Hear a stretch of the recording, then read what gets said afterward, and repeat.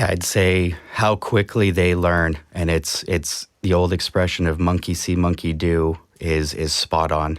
My eldest, Ronan, 2 years old, I really harped on kind of pleases and thank yous. And so everything I do or give him, or, his mom, Amy, he's always, please, thank you, please, thank you.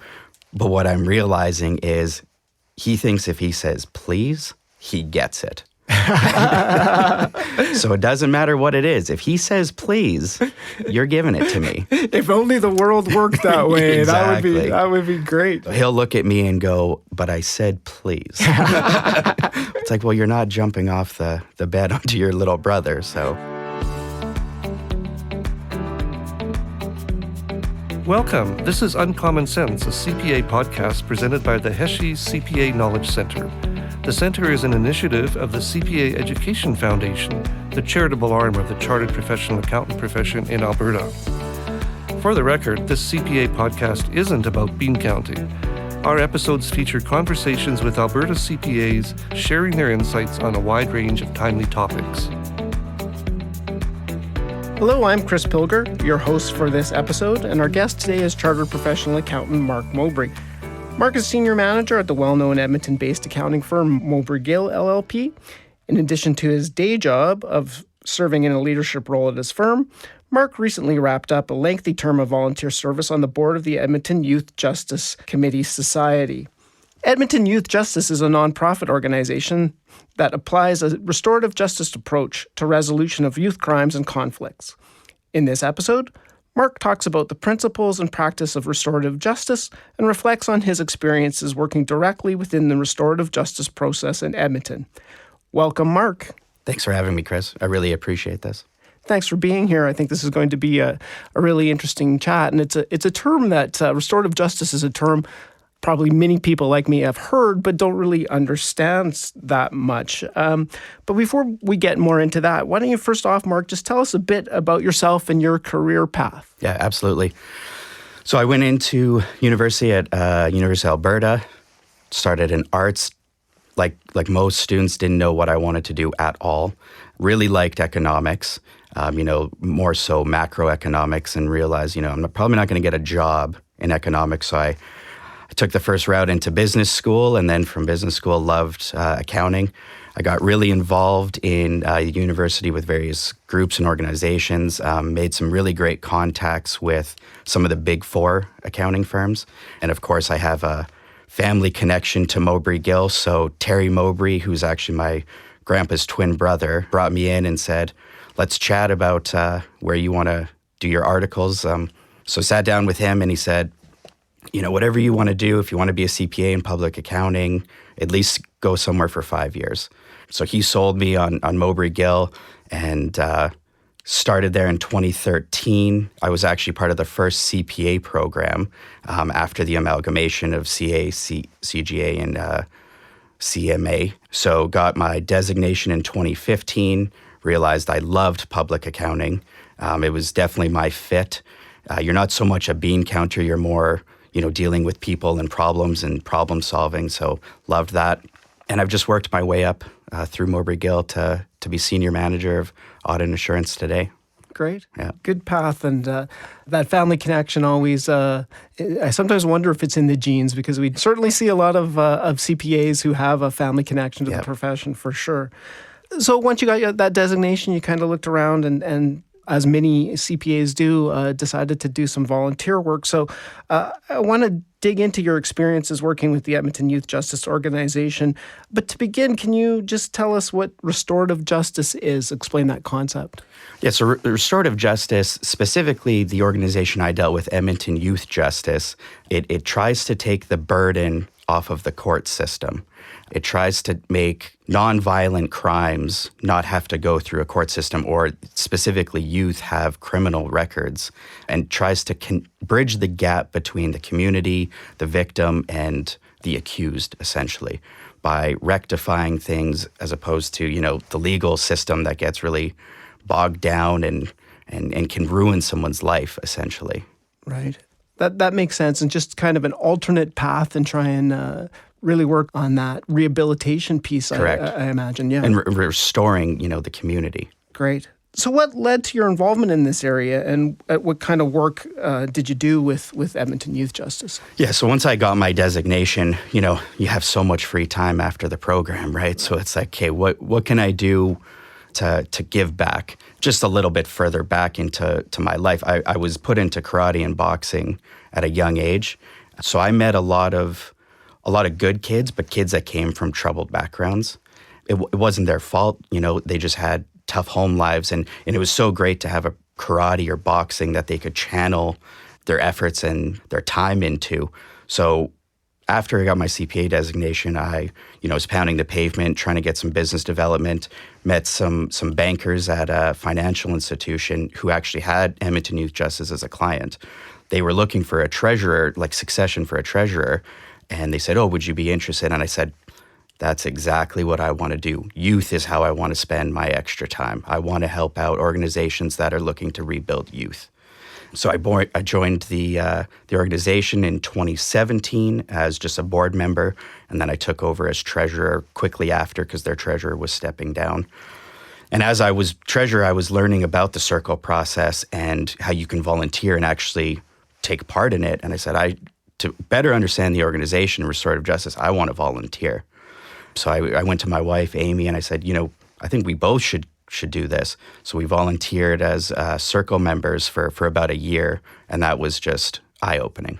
Great. So can you explain that, you used a couple terms there, circle process and circle members. So can you talk a little bit more about those concepts and what those are? Yeah, so Edmonton Youth Justice started probably 25 to 30 years ago. They used to have kind of a panel, and it was very much like how a judge would sit in front, and then there'd be the victim, and there would be, the accused. And it was about 8 years ago, the organization, right before I started, they switched to a circle process. Okay. So what a circle process do, it breaks down the walls. There's kind of a talking piece, there's ground rules set at the beginning of a circle, and everybody gets to go around and talk about A, what happened, B, how can we fix it, and C, what are some, they use the word sanction, that the accused can partake in to complete the process. So circle is just, another way of performing the restorative of justice. Yeah, great. That makes sense. And so as a volunteer member, you're kind of in a sort of mediation sort of position? Right, yeah. So usually a circle will have 2 to 3 volunteers sit in. One will be the moderator, just to make sure everything stays on track. The other one will be the person that the youth follows up with to make sure they're completing their sanctions and submitting everything to the courts. And then a third is just there to either play a role. If the victim doesn't show up or if the youth doesn't have any family there, they kind of play a supporting role. That's an important piece. So you saw firsthand how the restorative justice process works. What was it like for you to be part of that process? You said it was eye-opening. So maybe, what did you realize? What did you come to learn from that? And from experiencing restorative justice from the vantage point that you had within that volunteer role? I think the first thing I saw was, oh my God, thank goodness they came through this program and not went through the court systems. Because some of the things they're getting arrested for is just, so first off, the program is for nonviolent offenders. So let's say little Johnny stole a candy bar from a convenience store, gets caught, gets arrested. He goes through this program. So the first thing I saw when I sat in my first circle was this kid should not be here. They made a mistake. Thank goodness there's a program like this that we can kind of push them back onto the right track, as opposed to getting bogged down in the criminal justice system and, who knows, making more worse friends or horrible circles. So, and then the second thing is, it really does start at home. That's what I saw when I was in this. You can tell the kids that come from troubled homes, broken homes, and if there's anything we can do at a young age to kind of get them back on the right track, this is a great starting point. Yeah, and I think it points to the importance of maybe because not always will that home life be optimal. Yeah. So whatever we can do in other organizations, focusing on mentorship, things like that, I think is a really important piece of the puzzle, for people to do. So as you kind of complete your time here with the Edmonton Youth Justice, you just completed that. Do you have any sense of where you want to go next with your volunteerism? Is it kind of in that line, still supporting youth? Absolutely. I'm currently applying to an organization that's very well known. I haven't got it yet, so I won't say what it is, but I just signaled to you where I'm looking. But yeah, I want to stay in that youth-centered circle, and really put my time and energy into that. That's great. That's great. Did you have any initial, like you were introduced, it was new to you when you were introduced to it by those business colleagues. Did you have any initial skepticism about the effectiveness of restorative justice when you went in, when you first got involved, until you saw the proof in the pudding, to use the cliche? Yeah, it wasn't so much skepticism. It was more just, wow, I had no idea that this program existed. I had no idea that, the court system and the police could divert these arrests or cases through a separate program.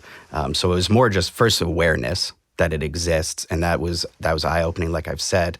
And then, I had no idea what kind of accused I was going to be dealing with. And then once you learn that it's nonviolent offenders, the biggest thing is they have to admit that what they've done and look to restore it. They can't come in and say, oh, I didn't do anything wrong, I'm not guilty. No, they're all taking ownership and accountability for their actions. So when you get into the circle, these kids are quite impressive. They know what they've done wrong, and they're just trying to restore and fix their actions. And I assume that you probably had some experiences or heard of experiences that were quite emotional as well, that I would expect that there were times with a lot of remorse from the accused and a lot of hurt from victims as well. So were there any really emotional things that stood out to you? So for me personally, I was lucky enough not to see that firsthand. I've heard a lot of stories where, these circles usually take an hour, but there's been circles that have taken up to 2.5, 3 hours. Wow. And it's very therapeutic. And when we get a victim to come, it's so much stronger. And it really nails down, what they did, the youth did, how it impacted them. And for them to be able to see that and experience it firsthand from the victim's mouth without the court system in the way, it's the best form of restoration we have. Yeah. Are there any myths or misconceptions about the process that either you had to learn or that you want other people to know about and say, this is something you might have heard, but it's not true, or why it works so effectively? No, I haven't heard too many myths or misconceptions about restorative justice. I think a big thing that they're looking to do now is, so the original program is just 12 to 17 years old. They've just now increased it, so they're going to have young adults, so from 18 to 24, which I think is huge. And then they're also looking at maybe doing this for 24 to 30 years old. So I think the fact that they're looking to expand it to older generations to really utilize restorative justice is just a testament to how well it works and breaking down the logjam in the court systems. Yeah. And, if you think about the desired outcome of the process, then expanding it to other ages certainly makes sense. Yep. And if it's proven to be effective at the younger age, it will probably hold true. And like you said, also free up resources for those crimes that really should go through the court system. Yeah, for sure. So who decides whether restorative justice will be used to resolve a case rather than that case going into the conventional youth justice court system? Yeah, so there's a couple points of entry. The arresting officer can recommend this should probably go through a restorative program as opposed to the courts.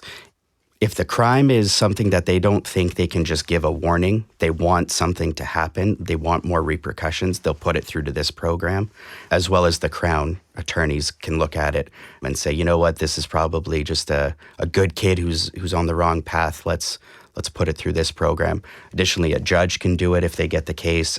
And then defense attorneys, if you hire an attorney and they say, how about this program? Let's push it through there. They can come to that kind of agreement.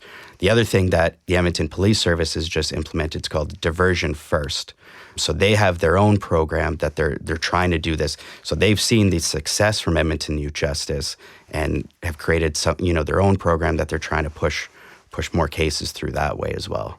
Good. Well, that sounds like a positive development and speaks to the effectiveness of the organization and the process. Did you find that victims and offenders are usually open to applying the restorative justice process to resolve their conflicts, or was there some reluctance to try it? Yeah, I think that's probably a bigger area that they could improve on is the victim turnout is a little bit low. I don't know if it has to do with, they just don't want to spend the time to come to a circle, or I think any victim that was truly impacted or truly hurt by the actions of the accused, they make an attempt to come. We do get a lot of letters, and then that's where one of the circle volunteers will step in. Is they'll play the victim, and they'll read the letter that the victim sent, or if there was a community member that was impacted. We really try to make sure that they're represented in the circle. But over the past couple of years, the numbers for the victims are a little low. Yeah, and so I think it's building up for them the importance of the program and what a difference it can make. And if we get those victims maybe to see the accused as a human and a person worth taking this step and the time to help them on their path, I think would be helpful for those numbers. What do you think the benefits of restorative justice are for victims, offenders, and for society? I think it's so therapeutic. It really... There can be, for some of the more serious cases I've heard, it can be quite traumatic what has happened. And by having an opportunity to sit, no judgment, no stress, no pressure, and just talk through what happened, why it happened, and how we can fix it, there's nothing like it. It's the cheapest form of therapy, right? So. Yeah. Can you describe some examples of success stories that you witnessed during your time with Edmonton Youth Justice? So, it's kind of hard to go into success stories. Once they're done, once the youth has done the program, you don't hear from them again. And that's probably the biggest success, is that we don't see them again. Right. What we have noticed is, I actually reached out to the organization just to get some numbers. Last year was 80% success rate, which anything over 80 is huge. Yeah. Over the past couple of years, it's been more at the 67, 70% range. So for the fact that this past year was an 80% success rate is amazing. And that was on 200 cases. Great. So what's the definition of success in that context? We do the circle process within we do it an hour, 2.5 hours. And then so I should probably explain a little bit more of the circle process. Sure. So circle process, there's a moderator. They lay out the ground rules. There's a talking piece. And then so everybody goes around in the circle and explains their understanding of the case. From there, we go on to kind of understanding the youth a bit better, understanding the victim on a personal level. From there, one of the volunteers comes up with, what should your sanctions be? So sanctions can be anywhere from, spend so many community service hours at, the food bank. If we get a real sense that maybe the youth likes to draw or sing or something like that, it's, okay, well, why don't you draw what happened and submit a piece of artwork or write a song or a poem, something like that to get them engaged. Right. When I was in high school, we used to have student resource officers. And if you ever got caught smoking or doing anything bad, he'd make you work out with him at 7 a.m. before school started. So it's kind of things like that where it's like, what would the youth be interested in so we can get their time focused in a more productive manner? So then after the circle, you usually have about a month to complete however many sanctions you've been given. So if you successfully complete it, we put it into your file and we submit it to the Crown/the judge on the case, and then they sign off, and then you're done. Right. So that's considered a success when they've completed those. They completed the sanctions, yeah. Great. And those are the ones that you would think tracked long-term, probably the whole criminal justice system does not see again. Exactly. Which is exactly what we want out of the process. Yeah. So I did see, when I first started, we were having our AGM, and we did have a couple youth that came that actually reached out to us, and they just wanted to speak at the AGM. So I have seen a couple success stories where they follow up with us and go, you changed our lives, like this put me on a better path. I was struggling with, whatever kind of mental disorders, and this kind of focused my attention elsewhere as opposed to getting caught up in the bad circles or whatever. Yeah, that's great. Good. So Mark, how did your skills and kind of the competencies you've developed as a CPA help you as you served on the board and as a volunteer with Edmonton Youth Justice? Yeah, so when I first started as the board, they were looking for succession as for the treasurer role. So being a CPA, it was natural Obvious that I would be connection, the yeah. treasurer. My first thing I said during an interview to be on the board was, so they said, do you have any questions for us? I said, what's your budget? What are we talking about? And we're like, we actually don't have a budget. We've been very lucky to have, enough funding through, casinos and the government grants that, we haven't really had to create a budget. I said, okay, well, that's the first thing I'm going to change. Right. And then COVID hit. So COVID hit and our funding tanked. And we were going more and more into our deficit every year. And that's the biggest thing that I brought is I created a budget. Okay, so here's our revenue, here's our expenses. And we don't have that many employees. We rely a lot on volunteers. So we had to make sure that our employees were A, going to stay. We needed to retain them, but B, that they were getting the proper training that they needed to facilitate and help with the volunteers. So the biggest probably expense we have apart from salaries and wages is professional development. And I think as a CPA, I fully understand the importance of professional development.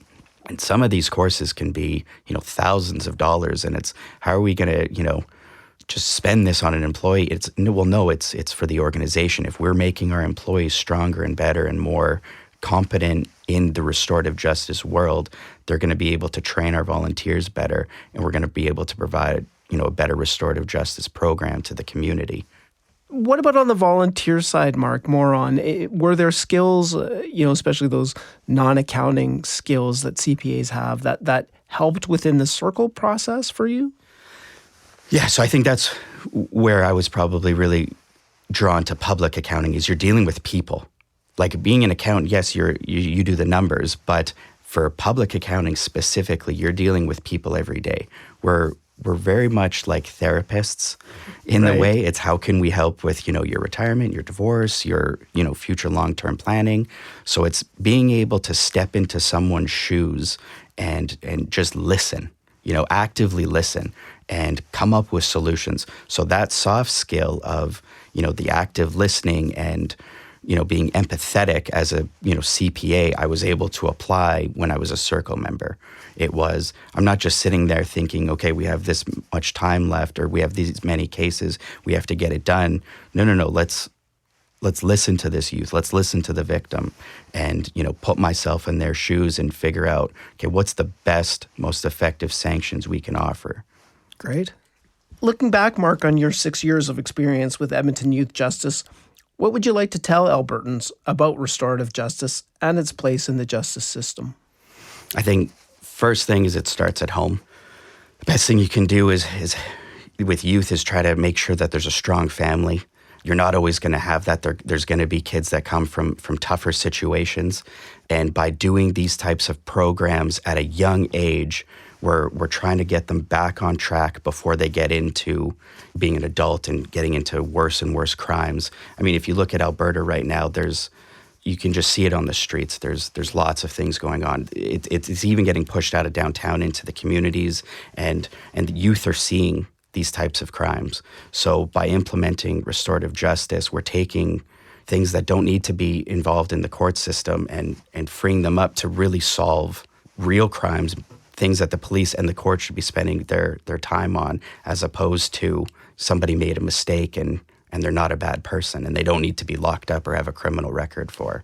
And so this program, you kind of mentioned, downtown and geographic location. And this program is citywide, not restricted to inner city or anything like that. Yeah, no, correct. Yeah, so Edmonton Youth Justice handles all of the city of Edmonton. There's 3 locations, north, south, and west. There's not too much problems on the east. That usually gets funneled to the south. But it's mostly north and west where, we're seeing the high case numbers. And then Calgary has their own Calgary Youth Justice. And then Edmonton Youth Justice is actually looking into, how can we help out St. Albert, Sherwood Park, and surrounding areas of the city. So, yeah, it seems like a process that's worthy of being province-wide and not just in the major centers. Although, you'd think that's where just numbers-wise. Yeah. Well said, Mark. Thank you so much for taking the time to join us to talk about a subject that clearly means a lot to you. It's been a true eye-opener for me to hear about restorative justice and the work that the Edmonton Youth Justice does. Thank you for the work you've done to promote restorative justice here in Alberta. Thank you very much. I appreciate the time. The Uncommon Sense podcast is presented by the CPA Education Foundation and funded by the Heshe CPA Knowledge Center. The Knowledge Center was created through a generous donation to the CPA Education Foundation by the late Brian Heshe. Brian was a distinguished Albertan, business leader, CPA, educator, and community builder. His generosity and commitment to education underpinned his good works across Alberta throughout his lifetime. We would like to acknowledge that the CPA Education Foundation offices are situated on the traditional Treaty 6 and Treaty 7 territories and Métis Nation homeland. The Foundation acknowledges that we reside on traditional and ancestral territories of many Indigenous, First Nations, Métis, and Inuit peoples. Their histories and culture influence our community to this day. The CPA Education Foundation is committed to helping build a province where Indigenous people and their voices and experiences are heard, valued, respected, and celebrated.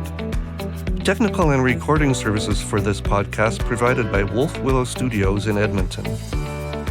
If you enjoyed this podcast, please be sure to like, subscribe, and tell your friends about us. If you have any comments on the podcast, write to us at cpaef@cpaalberta.ca. To learn more about the CPA Education Foundation and the Heshe CPA Knowledge Center, visit cpaalberta.ca/foundation. Thanks for listening.